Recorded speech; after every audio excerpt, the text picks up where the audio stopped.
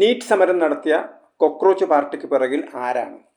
ഈ ഒരു ചോദ്യം കുറേയായി ഉയരുന്നുണ്ട്. പല സംശയങ്ങളും പല രീതിയിലുള്ള ചിന്തകളും ഒക്കെ പുറത്തു വന്നിട്ടുണ്ട്. പക്ഷേ ഇപ്പോൾ ഏതാണ്ട് പൂർണ്ണമായിട്ട് വ്യക്തമാവുന്നത് ഡൽഹിയിൽ രൂപീകരിച്ച ആം ആദ്മി പാർട്ടി, ആ പാർട്ടി തന്നെയാണ് ഈ പുതിയ പാർട്ടിയുടെ പിറകിലുള്ളത്, പുതിയ മൂവ്മെൻറ്റിൻ്റെ പിറകിലുള്ളത് എന്നുള്ള കാര്യങ്ങളാണ് ഇപ്പോൾ വ്യക്തമായിക്കൊണ്ടിരിക്കുന്നത്. ഏറ്റവും ഒടുവിൽ ഈ പാർട്ടിയുടെ, അതായത് CJP കോക്രോച്ച് ജനതാ പാർട്ടിയുടെ ഒരു യോഗം മഹാരാഷ്ട്രയിൽ നടന്നിരുന്നു.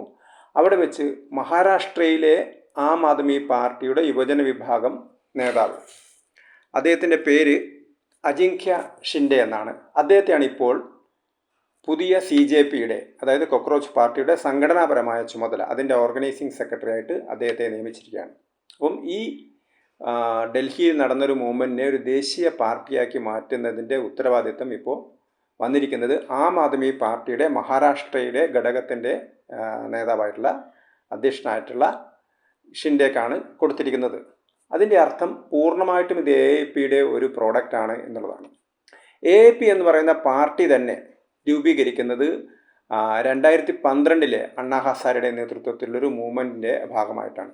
അവിടെ നമ്മൾ മനസ്സിലാക്കേണ്ടത്, അണ്ണാ ഹസാരെ എന്ന് പറയുന്നത് പൂർണ്ണമായിട്ടും ഒരു ഇന്ത്യൻ സ്റ്റൈലിൽ ഒരു ഗാന്ധിയനായിട്ടുള്ള ഒരു നേതാവായിരുന്നു അദ്ദേഹം. അപ്പോൾ അദ്ദേഹം പണം പിരിച്ചതൊക്കെ ആവശ്യത്തിന് നാട്ടുകാരോട് അദ്ദേഹത്തിന് പണം കൊടുക്കുന്നു, ആ മൂവ്മെൻറ്റിന് ആവശ്യമായ പണം കൊടുക്കുന്നു. അദ്ദേഹം നിരവധി സൃഷ്ടിപരമായ പ്രവർത്തനങ്ങൾ മഹാരാഷ്ട്രയിലെ റാലഗൻഷിയിലൊക്കെ ഗ്രാമ പുനർനിർമ്മാണ പ്രവർത്തനങ്ങളൊക്കെ നടത്തിയിരുന്ന ആളാണ്. അപ്പോൾ അദ്ദേഹം സമരം ചെയ്ത സമയത്ത് അദ്ദേഹത്തിൻ്റെ പിണിയാളുകളായിട്ടാണ് ഈ അരവിന്ദ് കെജ്രിവാളും മനീഷ് സിസോദിയൊക്കെ രംഗത്ത് വന്നത്. സത്യത്തിൽ ഇവരൊക്കെ തന്നെ അണ്ണാ ഹസാരെയുടെ ശിഷ്യന്മാരാണെന്ന് പറയുന്നുണ്ടെങ്കിലും അണ്ണാ ഹസാരെയുടെ ആ ജനപിന്തുണയെ തങ്ങൾക്ക് അനുകൂലമായ രീതിയിൽ എങ്ങനെ മാറ്റിയെടുക്കാമെന്ന് ആലോചിച്ച ബുദ്ധിയുള്ള ആളുകളായിരുന്നു എന്നുള്ളതാണ്. അണ്ണാ ഹസാരെയുടെ പ്രവർത്തന ശൈലിയും കേജ്രിവാളിൻ്റെ പ്രവർത്തന ശൈലിയും തമ്മിൽ വളരെയധികം വ്യത്യാസമുണ്ട്. കാരണം കേജ്രിവാളും മനീഷ് സിസോദിയും നേരത്തെ തന്നെ ഒരു സന്നദ്ധ സംഘടനയുടെ ആളുകളായിരുന്നു. സന്നദ്ധ സംഘടന എന്ന് പറഞ്ഞാൽ വിദേശത്തു നിന്നൊക്കെ പണം കിട്ടുന്ന വലിയ കോർപ്പറേറ്റുകളിൽ നിന്നും മറ്റ് അന്താരാഷ്ട്ര ഏജൻസികളിൽ നിന്നൊക്കെ പണം വാങ്ങിക്കൊണ്ട് ചില പ്രവർത്തനങ്ങളൊക്കെ നടത്തുക. ഈ പ്രവർത്തനങ്ങൾക്കൊക്കെ തന്നെ എന്തെങ്കിലും ഒരു കാരണങ്ങളുണ്ടാവും. ഉദാഹരണത്തിന് കൂടംകുളം നെയ്യത്തിനെതിരായിട്ടുള്ള വലിയ പ്രക്ഷോഭമാണ്. പലപ്പോഴും അത് മിഷണറിമാരുടെയൊക്കെ നേതൃത്വത്തിലാണ് നടന്നത്. അപ്പോൾ അത് നമ്മുടെ രാജ്യത്തിൻ്റെ തന്നെ വളർച്ചയ്ക്ക് എതിരായിട്ട്, അപ്പം പരിസ്ഥിതി പ്രശ്നങ്ങളും മറ്റ് പല പ്രശ്നങ്ങളൊക്കെ ഉയർത്തിക്കൊണ്ടുവരികയാണ് ചെയ്യുന്നത്. ഇപ്പോൾ ആൻഡമാനിൽ നമ്മൾ ചൈനയായിട്ടാണ് നമ്മളുടെ ഫൈറ്റ് നടക്കുന്നത്. അപ്പം അവിടെ വികസന പ്രവർത്തനം നടത്തുന്ന സമയത്ത് അത് പരിസ്ഥിതിയെ ബാധിക്കുന്നു എന്ന് പറഞ്ഞുകൊണ്ട് വലിയൊരു എഫർട്ട് നടക്കുന്നു. അപ്പോൾ അതിൻ്റെ പിറകിലൊക്കെ തന്നെ അന്താരാഷ്ട്രമായ തലത്തിലുള്ള ഗൂഢാലോചനകളും ഫൈനാൻസിങ് ഒക്കെ നടക്കുന്നുണ്ടാവും. അതേപോലൊരു സംവിധാനമായിരുന്നു അരവിന്ദ് കെജ്രിവാളൊക്കെ ചെയ്തത്. അവർ ഇതിനെ എന്ത് ചെയ്തു? പെട്ടെന്ന് ഇതിനൊരു പൊളിറ്റിക്കൽ മൂവ്മെൻ്റ് ആക്കി മാറ്റി. കാരണം അവിടെ വൈകാരികമായ ഒരുപാട് സംഭവങ്ങൾ നടന്നിരുന്നു. കാരണം ഒരു പെൺകുട്ടിയെ ക്രൂരമായി മാനഭംഗം ചെയ്തു, ജനങ്ങൾ മുഴുവൻ തെരുവിലിറങ്ങി. അപ്പോൾ സ്വാഭാവികമായിട്ടും അന്നത്തെ സർക്കാരിനെതിരായിട്ടായിരുന്നു അവരുടെ ജനരോഷം ഉണ്ടായത്. ഷീലാ ദീക്ഷിത് 3 തവണയായിട്ട് അവിടെ ഭരിച്ചുകൊണ്ടിരിക്കുകയായിരുന്നു. അപ്പോൾ വലിയ ജനരോഷം ഉണ്ടായി. അതേപോലെ തന്നെ കേന്ദ്രത്തിലെ സർക്കാരിനെതിരായിട്ടുണ്ടായി. അഴിമതിക്കെതിരെ നിരോധന നിയമം, അഴിമതി ലോകായുക്ത നിയമം കൊണ്ടുവരണം എന്നൊക്കെയുള്ള ആവശ്യങ്ങളായിരുന്നു അണ്ണാ ഹസാരെ ഉന്നയിച്ചിരുന്നത്. പക്ഷെ അണ്ണാ ഹസാരെ ഇതിനെ ഒരു പീപ്പിൾസ് റെസിസ്റ്റൻസ്, ജനങ്ങളുടെ ഒരു ചെറുത്തുനിൽപ്പ് മാത്രമായിട്ടാണ് കണ്ടിരുന്നത്. പക്ഷെ ഇവരെന്താണ് ചെയ്തത്? ഇതിനെ ഒരു രാഷ്ട്രീയ പാർട്ടി, കാരണം ഇങ്ങനെ ഒരു വികാരത്തെ എന്ത് ചെയ്യണം, രാഷ്ട്രീയ അധികാരം നേടാനുള്ള ഉപകരണമായി മാറ്റണം. അതിനെ അണ്ണാ ഹസാരെ ശക്തമായിട്ട് എതിർത്തു. പക്ഷേ അണ്ണാ ഹസാരെയുടെ എതിർപ്പിനെ അവഗണിച്ചുകൊണ്ട് ഇവർ രാഷ്ട്രീയ പാർട്ടി ഉണ്ടാക്കുകയായിരുന്നു ചെയ്തിരുന്നത്. അവരോട് പറഞ്ഞിരുന്നത് എന്താ? ഞങ്ങളെല്ലാ അഴിമതിക്കാർക്കും എതിരാണ്. ഓരോ പാർട്ടിയിലെയും, അതായത് കോൺഗ്രസ്സിലെ, BJPയിലെ, ജനതാ പാർട്ടിയിലെ, ജനതാദളിലെ, സമാജ്വാദി പാർട്ടിയിലെ ഓരോ പാർട്ടിയിലെയും നേതാക്കന്മാരെ എടുത്തു പറഞ്ഞുകൊണ്ട് ഇവർ ഇന്ന രീതിയിൽ അഴിമതിക്കാരാണ്, ഇവർ അഴിമതിക്കാരാണ്, എല്ലാ അഴിമതിക്കാരെയും ഞങ്ങൾ എതിർക്കും. അങ്ങനെ അവർക്ക് വലിയ പിന്തുണ കിട്ടി. ആദ്യഘട്ടത്തിൽ അവർക്ക് ഡൽഹി ഒറ്റയ്ക്ക് ഭരിക്കാൻ പറ്റിയില്ല. പക്ഷേ അവർ കോൺഗ്രസിൻ്റെ സഹായത്തോടുകൂടി ഭരിച്ചു. പിന്നെ കോൺഗ്രസിൻ്റെ സഹായമില്ലാതെ തന്നെ അവർ അധികാരത്തിലേറി. പക്ഷെ അവരെന്താ ചെയ്തത്? അവസാനം അവർ ഏറ്റവും വലിയ അഴിമതിക്കാരായിട്ട് മാറി. അപ്പോൾ നമ്മുടെ ഒരു പൊളിറ്റിക്കൽ സിസ്റ്റത്തിൻ്റെ ഒരു ന്യൂനത കൂടിയാണിത്. അപ്പം കോടിക്കണക്കിന്, അതായത് അണ്ണാ ഹസാരെയെ പോലുള്ള ആളുകൾ ഗാന്ധിയനാണ്, മദ്യത്തിനെതിരായിട്ട് പ്രവർത്തിച്ച ആളാണ്. പക്ഷേ മദ്യ കുംഭകോണത്തിലാണ് ചെന്നുപെട്ടിരുന്നത് കെജ്രിവാൾ. അതേപോലെ തന്നെ അദ്ദേഹം ലളിത ജീവിതം എന്നൊക്കെ പറഞ്ഞു.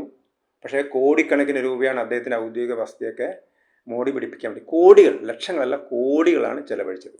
അപ്പം അങ്ങനെ അഴിമതി പാർട്ടി അവരൊക്കെ തന്നെ ജയിലിൽ കിടന്നു. മനീഷ് സിസോദിയയും അരവിന്ദ് കെജ്രിവാളൊക്കെ ജയിലിൽ കിടന്നു. ആദ്യഘട്ടത്തിൽ അവർക്ക് വലിയൊരു പിന്തുണ ലഭിച്ചിരുന്നു. കാരണം അവർ ഗുജറാത്തിൽ പോയി തുടങ്ങി, ഇന്ത്യയിലെ എല്ലാ സംസ്ഥാനത്തേക്കും അവർ വ്യാപിപ്പിക്കാൻ ശ്രമിച്ചു. പക്ഷെ അവർക്ക് ആകെ ക്ലച്ച് പിടിച്ചത് പഞ്ചാബിൽ മാത്രമാണ്. പക്ഷെ പഞ്ചാബിൽ ക്ലച്ച് പിടിക്കുമ്പോഴേക്ക് അവർക്ക് എന്ത് ചെയ്തു? ഡൽഹിയിലെ പൂർണ്ണമായ സ്വാധീനം അവർ നഷ്ടപ്പെട്ടു. അങ്ങനെ അരവിന്ദ് കെജ്രിവാളൊക്കെ പതുക്കെ പഞ്ചാബിലേക്ക് കുടിയേറി. ഇവിടെ ഇപ്പോൾ പഞ്ചാബിൽ എന്താ നടക്കുന്നത്? പഞ്ചാബിലെ യുവജന പ്രക്ഷോഭത്തെയൊക്കെ അതിശക്തമായിട്ട് ഭീകരമായിട്ട് കർഷകർക്ക് നേരെ നടക്കുന്നു, അതുപോലെ തന്നെ ശുചീകരണ തൊഴിലാളികൾക്ക് നേരെ നടക്കുന്നു.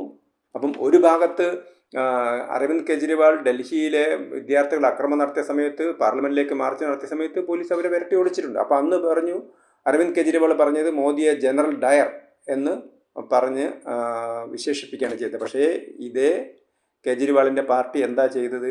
പഞ്ചാബിലെ ജനകീയ സമരങ്ങളൊക്കെ അടിച്ചമർത്തുകയാണ് ചെയ്തത്. അപ്പം മൗലികമായിട്ട് സ്വേച്ഛാധിപത്യ പ്രവണത കാണിക്കുന്ന പാർട്ടികളുമായിട്ട് AAPക്ക് വ്യതിരിക്തതയൊന്നും ഇല്ല എന്ന് നമുക്ക് മനസ്സിലായി. പക്ഷേ അവർ അഴിമതി വിരുദ്ധ പാർട്ടിയായിട്ട് രൂപം കൊണ്ടു. അപ്പോൾ ഇപ്പോൾ ഇനി അവർക്കൊരു മുഖംമൂടി വേണം. അതുകൊണ്ട് പുതിയൊരു സംവിധാനം ഉണ്ടാക്കുന്നു എന്നുള്ള രീതിയിലേക്കാണ് കാര്യങ്ങൾ പോകുന്നത്.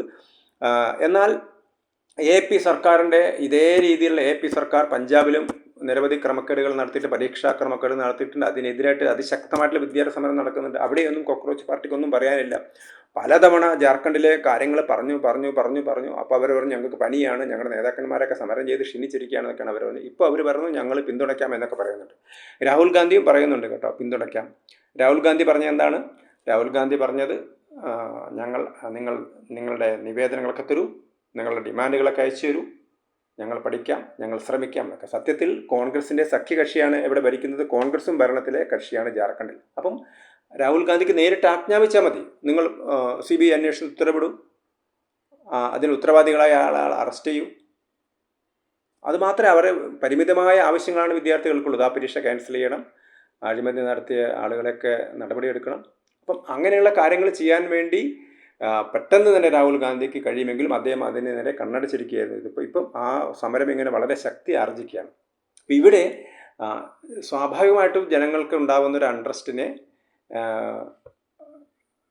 ഫലപ്രദമായിട്ട് ഉപയോഗിച്ചുകൊണ്ട് തങ്ങൾക്ക് അധികാരം പിടിച്ചെടുക്കാം. അവസാന നിമിഷം, അതായത് ദേശീയ തെരഞ്ഞെടുപ്പ്, പൊതു തെരഞ്ഞെടുപ്പ് വരുന്നതിന് തൊട്ട് മുമ്പായിരിക്കും എന്ത് ചെയ്യുക, ഇതിനെ ഒരു ആം ആദ്മി പാർട്ടിയായിട്ട് കൺവേർട്ട് ചെയ്യുമോ, അല്ലെങ്കിൽ ആം ആദ്മി പാർട്ടി ഈ പാർട്ടി ചേരുകയൊക്കെ ചെയ്തുകൊണ്ട് ഒരു പുതിയൊരു സംവിധാനം രൂപപ്പെടുത്തിയെടുക്കാം എന്നുള്ളതായിരുന്നു അവരുടെ പദ്ധതി എന്നുള്ള കാര്യങ്ങളാണ് ഇപ്പോൾ തന്നെ മനസ്സിലാക്കുന്നത്. അതുകൊണ്ടാണ് വളരെ ആസൂത്രണം, ഡൽഹിയിലൊക്കെ ഇത്രയധികം ആക്രമണം നടത്തണമെങ്കിൽ അവർക്ക് നല്ല കണക്ഷൻസ് വേണം. കാരണം ആദ്യം 500 വിദ്യാർത്ഥികളൊക്കെ തന്നെയാണ് സമരത്തിലുണ്ടായിരുന്നത്. പക്ഷേ പെട്ടെന്നാണ് അവരെന്ത് ചെയ്ത് ഗുണ്ടകളെയൊക്കെ തന്നെ ഇറക്കിയത്. നമുക്കറിയാം ഏറ്റവും വലിയ ഗുണ്ടകളുള്ള പാർട്ടി ആം ആദ്മി പാർട്ടിയാണ്. അവരെ സംബന്ധിച്ചിടത്തോളം പ്രത്യക്ഷത്തിൽ അവരൊരു രാഷ്ട്രീയ പൊളിറ്റിക്കലായിട്ടുള്ള ഒരു ഐഡിയോളജിയെ പറയില്ല. പക്ഷെ അവരിൽ ഏറ്റവും അധികം ഉണ്ടായിരുന്ന ഡൽഹിയിൽ കലാപം നടന്ന സമയത്ത് അതിൻ്റെ മുഴുവൻ വർഗീയ കലാപത്തിന് നേതൃത്വം കൊടുത്ത ആം ആദ്മി പാർട്ടി നേതാക്കന്മാരായിരുന്നു.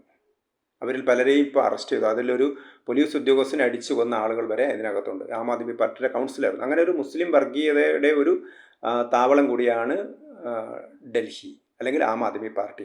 അവിടെ കഴിഞ്ഞ തവണ ഡൽഹി കലാപ സമയത്ത് ആം ആദ്മി പാർട്ടി അതിശക്തമായി ഉണ്ടായിരുന്നു. അതുകൊണ്ടാണ് ഇത്തവണ അങ്ങനത്തെ ആളുകളെയൊക്കെ പ്രത്യക്ഷത്തിൽ അവർ മുമ്പിൽ നിർത്തിയിരുന്നില്ല. അവരുടെ യഥാർത്ഥത്തിലുള്ള സപ്പോർട്ടേഴ്സിനെ അവർ പ്രത്യക്ഷത്തിൽ മുൻനിർത്തിയില്ല. പകരം ഏതാണ്ട് 3000-ഓളം ഗുണ്ടകളെ രംഗത്തിറക്കുകയായിരുന്നു ചെയ്തിരുന്നത്. അതോടൊപ്പം തന്നെ സമാജ്വാദി പാർട്ടിയും ചന്ദ്രശേഖർ ആസാദിൻ്റെ പാർട്ടിയൊക്കെ തന്നെ സമരത്തിന് വന്നു.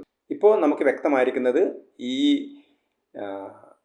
പുതിയ ഒരു കോക്രോച്ചിൻ്റെ സംവിധാനത്തിൻ്റെ മാസ്റ്റർ ബ്രെയിൻ എന്ന് പറയുന്നത് ആം ആദ്മി പാർട്ടിയാണ്. ഇപ്പോൾ അവർക്ക് അഴിമതിയുടെ ഒരു കളങ്കമുള്ളത് കൊണ്ട് അതിനെയൊക്കെ മറച്ചു വെച്ചുകൊണ്ട് പുതിയൊരു പാർട്ടി രൂപീകരിച്ച് പുതിയൊരു മൂവ്മെൻറ്റ് നടത്തി അധികാരം പിടിച്ചെടുക്കുക. പൊതു തെരഞ്ഞെടുപ്പാകുന്ന സമയത്ത് ആം ആദ്മി പാർട്ടിയൊക്കെ ഒരുമിച്ച് ചേർന്നൊരു തെരഞ്ഞെടുപ്പ് നേരിടാൻ, അങ്ങനെ അരവിന്ദ് കെജ്രിവാളിന് കേന്ദ്രത്തിൽ അധികാരത്തിൽ വരാൻ പറ്റുമോ എന്നുള്ളൊരു ശ്രമമാണ്, ഒരു പരീക്ഷണമാണ് കോക്രോച്ചിലൂടെ നടത്തുന്നത്. പക്ഷേ ആ പരീക്ഷണം ആദ്യഘട്ടത്തിൽ തന്നെ, തുടക്കത്തിലൊരു വലിയൊരു മുന്നേറ്റം ഉണ്ടായിരുന്നെങ്കിലും ആദ്യഘട്ടത്തിൽ ഇപ്പം ആളുകളൊക്കെ തന്നെ അവർക്കെതിരായിട്ടുള്ള മുഴുവൻ കാര്യങ്ങളും ചകഞ്ഞുകൊണ്ടിരിക്കുകയാണ്.